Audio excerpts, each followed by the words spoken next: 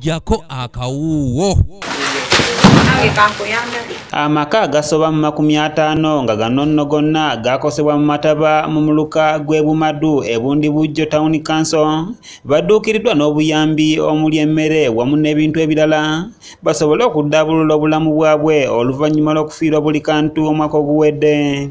Abantu bano bakasekola ki bakasatuyamba nerututsemera omu bintu bitwamalangera bene okusiima muno ekitongole kya Big Life kigenda mu maaso nakutuluukiriraga mu buli kijibu kyona ekalaba nkituguwerohane omubundi bugiyo. Bwe babadde bafuna ebintu bino bakubidde ebitongole bya Nakyewa Omulanga okulabika nga byongera okubawa obuyambi kubanga bangi kubo bakyali mu buzibu obw'amaanyi kubanga bawerako bafiirwa amayumba gaabwe n'ennimiro zonna. Nkugwa n'insiima ekitongole kya Big Life abakolola nti kyagubi kutuluukirira abizibu byatuguwereye amasai nga sendia amaka gatugona baitu enende twagendi twatunga emifaliso tutungie michere twatunga bijerekeni twatunga mabulangiti ala tukugwa ntusiima muno. Obuyambi buno bubaweereddwa ekitongole ekyenzikiriza ekimanyiddwa nga Big Life Disciple Making Mission Uganda. Nkutwala omugisa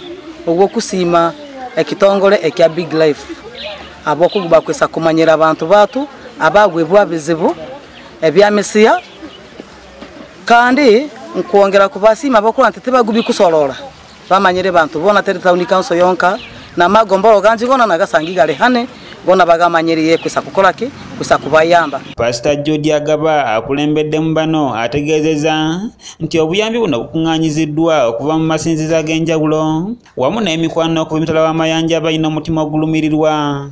Bwe twawulira ekizibu kino nga kigudde mu Bundi Bujo nga tetwali twakajja tutandika okutendeka abantu mu family okuyiga ekigambo kulabika nga bamanya Katonda ate nga basobola nabo okuyamba bannaabwe okutegeera Katonda ne tusalawo kubanga tugatte family yaffe churches zaffe zonna ez'omu groups ez'omu house churches ne baganda baffe bonna mu mawanga ag'enjawulo ne tubategeeza era nitusobola okukungaanya obuyambi buno kulabika nga tudduukira abantu baffe abatwalibwako amayumba. Masikane tyasobodde okuddamu okufuna ku kamwenyumwenyu ku matama oluvannyuma lw'okufiirwa abantu 11 mu famire ye mu njege eneyagwawo.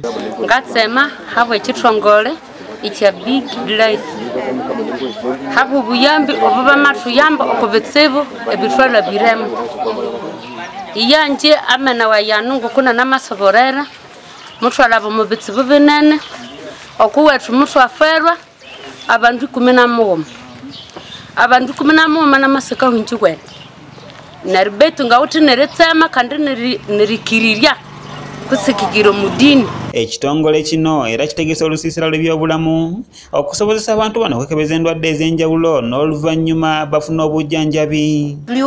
Because they have been living in compacted places, you find one household having like 10 people, 20 people, so that has caused the problem of communicable diseases.